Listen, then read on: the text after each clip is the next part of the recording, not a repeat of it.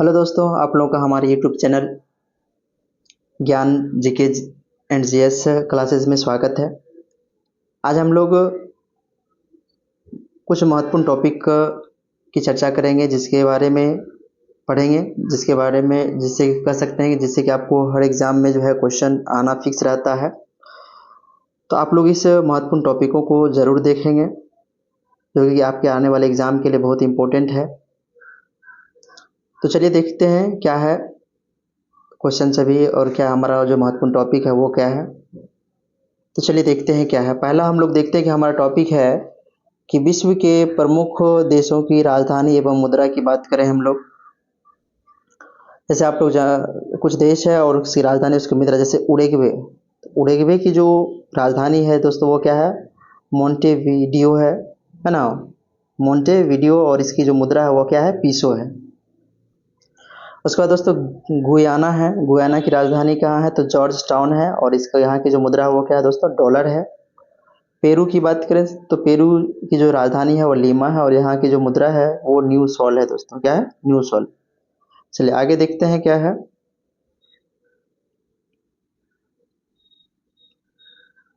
क्या देखिए, ब्राज़ील की जो राजधानी है वो ब्राज़ीलिया है। और यहाँ की जो मुद्रा है दोस्तों वो क्या है? रियल है। रियल है। इक्वाडोर की राजधानी क्या है? क्वेटो है। और यहाँ की जो है यूएस डॉलर है यहाँ की मुद्रा। अर्जेंटीना की बात करें, अर्जेंटीना की जो राजधानी है वो ब्यूनस है ना आयर्स है। और यहाँ की जो मुद्रा है वो क्या है दोस्तों? पीसो है। बोलिविया की राजधानी क्या है? तो लापाज है। और यह यहाँ की जो मुद्रा है वो क्या है? वियानो है। बरमूडा की बात करें तो बरमूडा की जो राजधानी है हैमिल्टन है। और यहाँ की जो मुद्रा है वो दोस्तों क्या है? डॉलर है। उसके बाद आपका है बहामास। यहाँ की बहामास की जो राजधानी है वो क्या है दोस्तों? नसाउ है। और यहाँ की जो मुद्रा है दोस्तों वो क्या है? डॉलर है। इस चीज़ को आप लोग याद रखेंगे। कुछ देश का नाम और अगर हम बात करें, जैसे अगर आप पूछा जाए कि भारत की राजधानी कहाँ है तो नई दिल्ली है। और यहाँ की का मुद्रा क्या है दोस्तों? तो वो रुपया है। बांग्लादेश की राजधानी ढाका हो जाएगी। और यहाँ की जो मुद्रा है वो दोस्तों वो क्या है? टका है। भूटान की राजधानी की बात करें हम लोग तो वह भूटान की राजधानी थिम्पू हो जाएगी। और आपका जो इसकी जो मुद्रा हो जाएगी दोस्तों वो क्या हो जाएगा? है ना, नगुल ट्रम हो जाएगा। नेपाल की राजधानी काठमांडू है। और यहाँ की जो मुद्रा है वो नेपाली रुपया है। म्यांमार की बात करें, म्यांमार की जो राजधानी होगा दोस्तों वह नैपैताब है। और यहाँ की जो मुद्रा है वो कयात है। पाकिस्तान की बात करें तो पाकिस्तान की राजधानी इस्लामाबाद है। और यहाँ की जो मुद्रा है दोस्तों वह क्या है? आपको रुपया ही है। अफगानिस्तान की बात करें, अफगानिस्तान की राजधानी काबुल हो गए दोस्तों। और यहाँ की जो मुद्रा है दोस्तों अफगानी है। और चीन की बात करें दोस्तों, चीन की राजधानी बीजिंग है। और यहाँ की जो मुद्रा है दोस्तों वह क्या है? युआन है। श्रीलंका की बात करें, श्रीलंका की राजधानी क्या है दोस्तों? तो जयवर्धनपुरा कोट्टे यहाँ की राजधानी है। और यहाँ की जो मुद्रा है दोस्तों वह रुपया हो जाएगी। जापान की राजधानी जो है दोस्तों टोक्यो है। और यहाँ की जो मुद्रा है वह क्या है? येन है। इस चीज़ को ध्यान रखेंगे। और सऊदी अरब की बात करें दोस्तों, सऊदी अरब की राजधानी जो है रियाद है। और यहाँ की जो मुद्रा है दोस्तों वो क्या है? रियाल है। और दक्षिण अफ्रीका की बात करें तो इसकी राजधानी जो दोस्तों है वह प्रो है ना प्रिटोरिया है। और यहाँ की जो मुद्रा है दोस्तों वह रैंड है। तो इस चीज़ को देख लीजिएगा। तो चलिए आगे देखते हैं क्या हमारा अगला टॉपिक है। अगला टॉपिक है कुछ पुस्तक और उनके लेखक से संबंधित है दोस्तों। कुछ पुस्तक और उनके लेखक से संबंधित है। करें कि हुमायूं नामा की रचना जो है गुलबदन बेगम ने फारसी भाषा में की थी। और गुलबदन बेगम जो थी वह हुमायूं की बहन थी, जिसने अकबर के आग्रह पर पुस्तक लिखी। तो कुछ पुस्तक जो है मुगल कालीन साहित्य यहाँ पर दिए गए हैं कुछ, तो अब देखिए कैसे भी है। करें कि तारीख अकबरी किसने लिखे थे? तो लेखक जो थे वो आरिफ कंधारी थे। मासिर आलमगीरी तो साकी मुस्तैद खां थे। और चार चमन कौन थे? चंद्रमान थे। और नुस्ख दिलकुशा यह किसने लिखा? तो भीमसेन ने लिखा। फतुहात आलमगीरी किसने लिखा दोस्तों? तो ईश्वर दास नागर ने लिखा था। और खुलासत उत तवारीख किसने लिखा था? तो दोस्तों वह सुजन राय भंडारी ने लिखा था। ये कुछ महत्वपूर्ण है, इसको याद रखेंगे। चलिए आगे देखते हैं कुछ और पुस्तक और उनके लेखक को देखते हैं हम लोग। जैसे अनहैप्पी इंडिया या the story of my deportation किसने लिखा था दोस्तों? तो वह लाला लाजपत राय ने लिखा था। बंदी जीवन किसने लिखा था? तो वो सचिंद्र नाथ सान्याल ने लिखा था। सत्यात प्रकाश किसने लिखा था? तो दयानंद सरस्वती ने लिखा था। इंडिया डिवाइडेड किसने लिखा दोस्तों? तो डॉक्टर राजेंद्र प्रसाद ने लिखा था। उसके बाद है अब दोस्तों कि India divided doctor Rajendra Prasad हो गए। रिल्स इन हिंदुइज्म, है ना, हिंदुइज्म, तो ये जो लिखे थे, कौन लिखे थे? डॉक्टर भीमराव अम्बेडकर लिखे थे। भारत या पाकिस्तान के विभाजन किसने लिखा था? डॉक्टर भीमराव अम्बेडकर ने लिखा था। या अनाइहिलेशन, है ना, अनाइहिलेशन ऑफ कास्ट, ये किसने लिखे थे? तो ये लिखे थे आपको भीमराव अम्बेडकर ने लिखे थे। ये सभी कुछ महत्वपूर्ण पुस्तक है, आप इसको याद रखेंगे। चलिए अगला जो टॉपिक है हमारा कुछ हवाई अड्डों से संबंधित है दोस्तों, कि कौन से हवाई अड्डा कहाँ है, किस राज्य में स्थित है, उसको देखेंगे। करें इंदिरा गांधी हवाई अड्डा जो है दोस्तों वह कहाँ है? तो नई दिल्ली में स्थित है। इंदिरा गांधी हवाई अड्डा कहाँ है दोस्तों? तो वह है आपको नई दिल्ली में स्थित है। सरदार वल्लभ भाई पटेल अंतर्राष्ट्रीय हवाई अड्डा कहाँ है दोस्तों? वह अहमदाबाद में है। और गोपीनाथ बारदुलाई ये कहाँ है दोस्तों? तो ये गुवाहाटी में, है ना, गोपीनाथ बारदुलाई अंतर्राष्ट्रीय हवाई अड्डा कहाँ है दोस्तों? तो वह गुवाहाटी में है। छत्रपति शिवाजी अंतर्राष्ट्रीय हवाई अड्डा दोस्तों कहाँ है? तो वह मुंबई में स्थित है।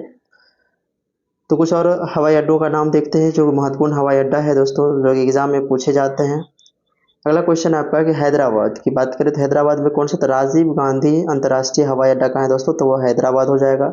जयप्रकाश नारायण अंतर्राष्ट्रीय हवाई अड्डा दोस्तों कहाँ है? तो वो आपको पटना में है। और अन्ना अंतर्राष्ट्रीय हवाई अड्डा कहाँ है दोस्तों? तो वह चेन्नई में है। और दोवोलिम अंतर्राष्ट्रीय हवाई अड्डा कहाँ है दोस्तों? वह तो गोवा में आपका है।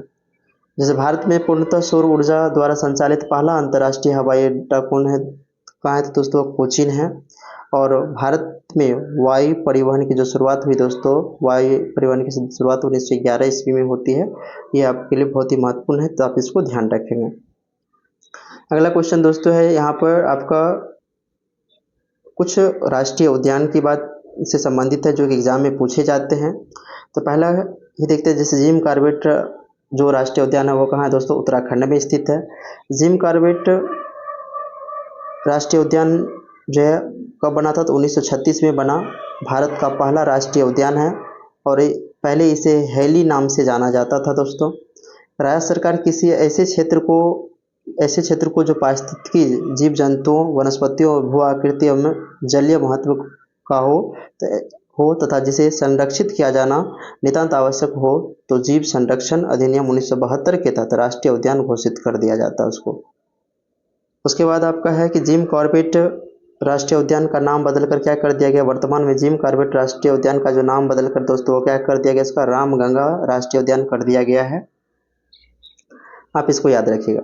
कुछ महत्वपूर्ण राष्ट्रीय उद्यान है जो कौन कौन है, तो देखिए जैसे दुधवा राष्ट्रीय उद्यान कहाँ है दोस्तों? तो उत्तर प्रदेश में है।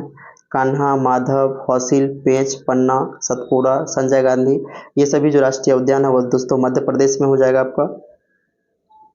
उसके बाद देखते हैं कि सरिस्का, थार, केवलादेव, मुकुंदरा, ये सब दोस्तों कहाँ है? तो राजस्थान में है।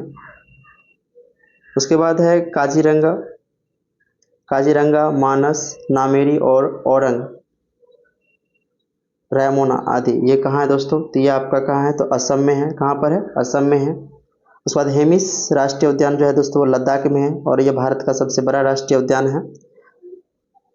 उसके बाद आपका है कि अंडमान निकोबार में कुछ जैसे Mahatma Gandhi, Mount Harriet, Middle Button Island, Sandal Peak, Galathea, ये सभी कहाँ है? अंडमान निकोबार द्वीप समूह में है। उसके बाद तमिलनाडु की बात करें, तमिलनाडु राज्य में कौन कौन से हैं? तो तमिलनाडु में आपका गुइंदी है, मन्नार की खाड़ी है, इंदिरा गांधी है, मुदुमलाई, मुकुर्ती, ये सभी जो है कहाँ है? तमिलनाडु में स्थित है। नंदा देवी, राजाजी, गंगोत्री, गोविंद पशु विहार, ये कहाँ है? उत्तराखंड में है। नामदफा और मोलिंग कहाँ है? तो अरुणाचल प्रदेश में है। और वाल्मीकि राष्ट्रीय उद्यान कहाँ है? तो वह बिहार में है। चलिए देखिए कह रहा है कि भारत का सबसे बड़ा राष्ट्रीय उद्यान जो है दोस्तों वह क्या है? हेमिस राष्ट्रीय उद्यान है, जो कि लद्दाख केंद्र शासित प्रदेश के पूर्वी भाग में स्थित है। यह भारत का सबसे ऊंचाई पर स्थित राष्ट्रीय उद्यान है। इसका जो क्षेत्रफल लगभग 4400 किलोमीटर स्क्वायर है। भारत का सबसे छोटा राष्ट्रीय उद्यान जो है साउथ बटन द्वीप, जो कि अंडमान निकोबार द्वीप में है, यह है। और विश्व का एकमात्र तैरता हुआ राष्ट्रीय उद्यान जो है दोस्तों वह कौन है? तो केवुल लामजाऊ है, जो मणिपुर राज्य के बिष्णुपुर जिले में स्थित है। और 1777 में राष्ट्रीय उद्यान पार्क घोषित किया गया था।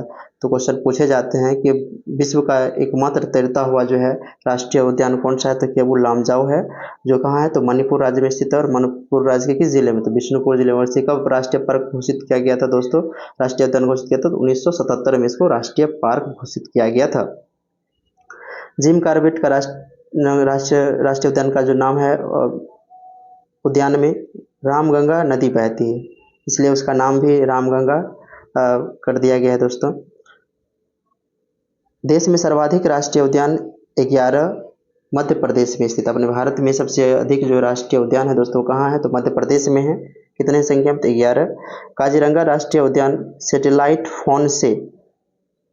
फोन से लेस होने वाला भारत का पहला नेशनल पार्क है। अगला देखते हैं क्या है, कह रहा है कि भारतीय पक्षी विज्ञानी और प्रकृतिवादी सलीम अली को बर्डमैन ऑफ इंडिया कहा जाता है। बर्डमैन ऑफ इंडिया किसको कहा जाता है दोस्तों, सलीम अली को कहा जाता है, इसको ध्यान रखेंगे। भारत का जो है बर्डमैन ऑफ इंडिया किसको जाना जाता है, सलीम अली को जाना जाता है। सलीम अली राष्ट्रीय पक्षी अभ्यारण्य जम्मू कश्मीर के श्रीनगर में स्थित है। सलीम अली राष्ट्रीय पक्षी अभ्यारण्य जो है दोस्तों वो कहाँ है, जम्मू कश्मीर के श्रीनगर में स्थित है। और वर्तमान समय में भारत में कुल जो है 106 राष्ट्रीय उद्यान है दोस्तों।